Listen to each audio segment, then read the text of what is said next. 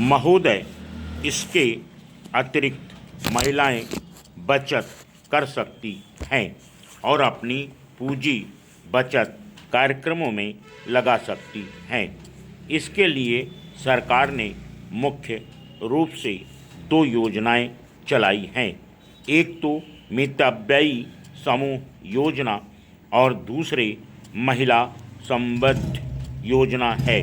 लेकिन परिवार नियोजन पर इन बातों का अधिक लाभ होने के लिए और दो बातों का होना आवश्यक है।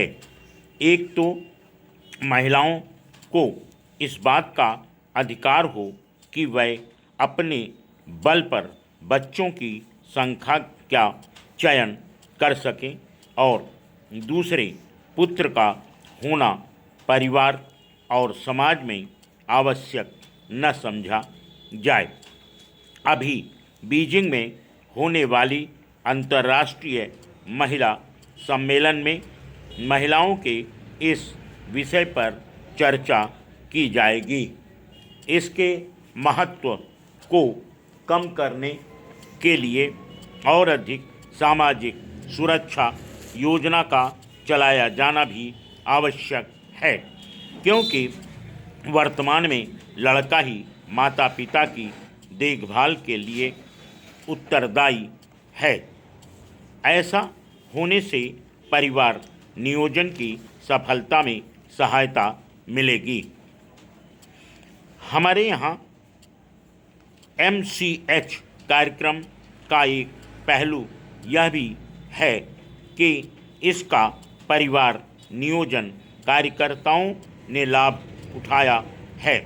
महिलाएं चूँकि गर्भावस्था में या फिर प्रसव के लिए या फिर बच्चों के टीकाकरण के लिए स्वास्थ्य केंद्र जाती ही हैं, इसलिए उन्हीं को परिवार नियोजन की भागीदारी बना दिया जाता है।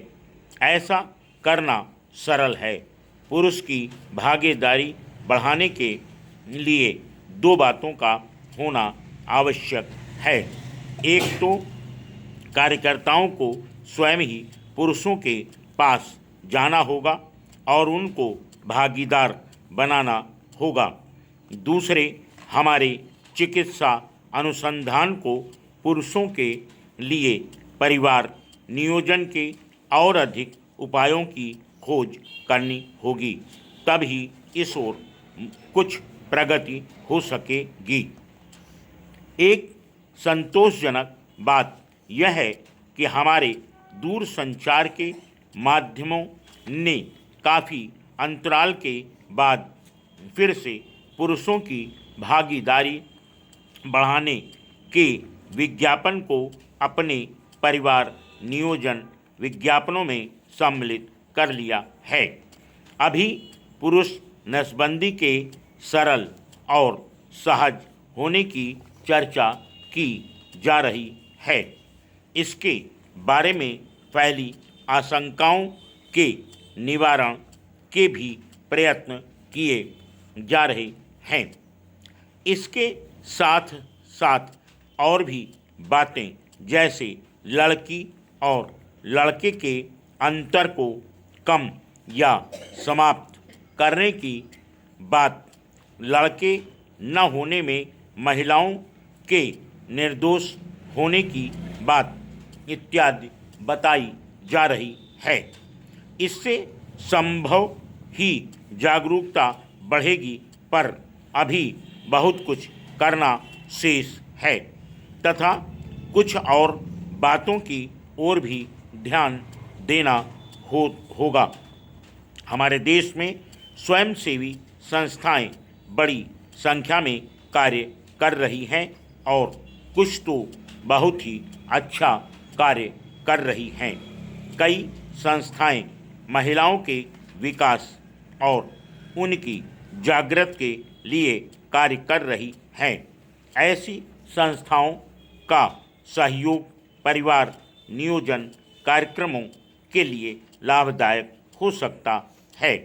जहां पर संस्थाएं जागरूकता बनाएं, वहां कर्मचारी कार्यरत हों।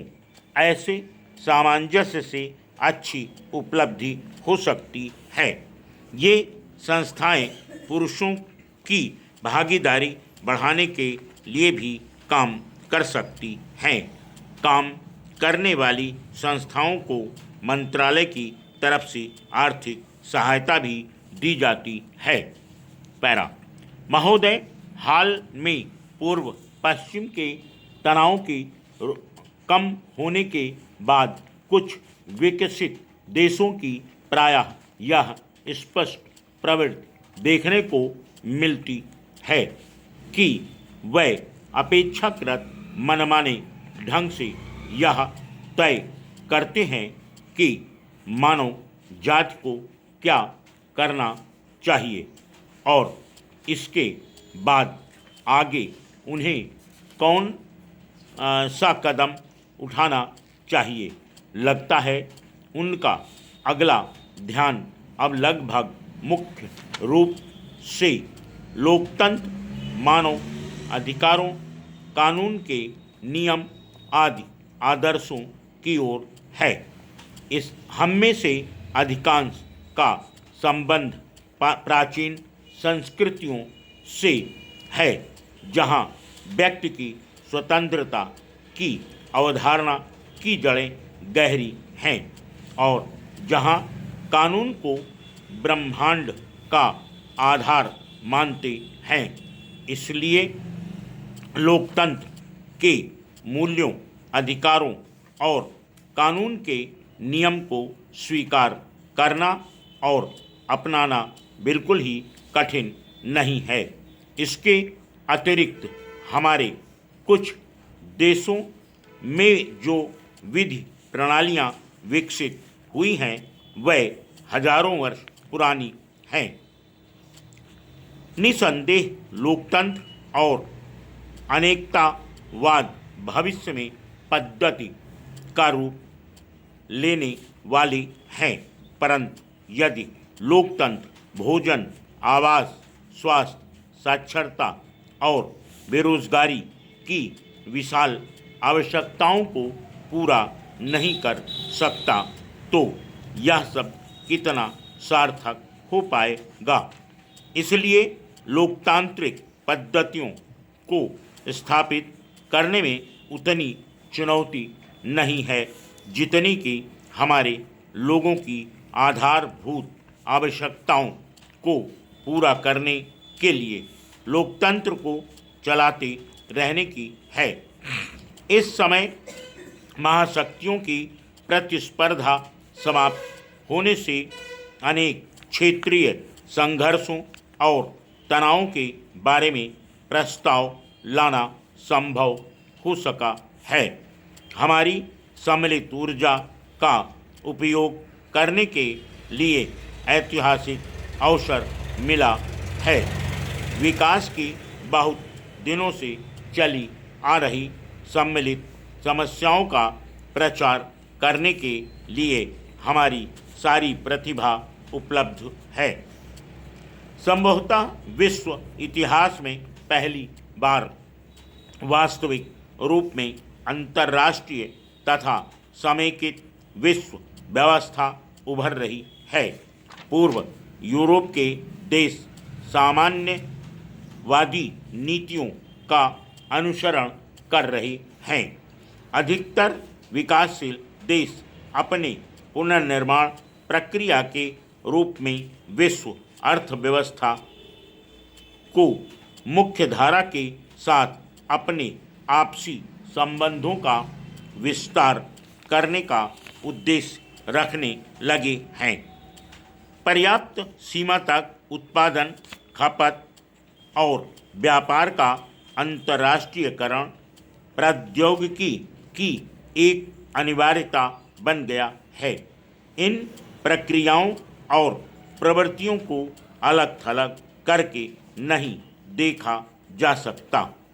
वह उस पद्धति का हिस्सा हैं जो हम सभी पर प्रभाव डालती हैं और ऐसे अंतर्राष्ट्रीय आर्थिक संबंधों की प्रणाली का भाग हैं जिसके अंतर्गत हम सभी अपने आर्थिक भविष्य को ढूंढ रहे हैं। जब एक सजगतापूर्ण विकास आयाम लागू किया जाए और जो प्रक्रिया का अभिन्न अंग बन जाए, अंतर्राष्ट्रीयकरण की प्रक्रिया उभरती हुई प्रवृत्तियों की ओर अधिक सहयोगी बनाई जानी चाहिए। वित्तीय प्रवाह, ऋण भुगतान, मंडियों में पहुंच और प्रौद्योगिकी में प्रगति जैसे विभिन्न मुद्दों से निपटने के लिए इच्छा होनी चाहिए, ताकि अंतर्राष्ट्रीयकरण और परस्पर निर्भरता का सभी के लिए समान रूप से वितरण के लिए प्रबंध किया जा सके। अगले कुछ महीनों के दौरान यहाँ अमेरिका क्षेत्र में अंगटाड एक्ट यानी संयुक्त गण वाणिज्य और व्यापार के 8वें सम्मेलन तथा पर्यावरण और विकास के बारे में संयुक्त राष्ट्र सम्मेलन के रूप में 2 प्रमुख अवसर आएंगे। Full stop.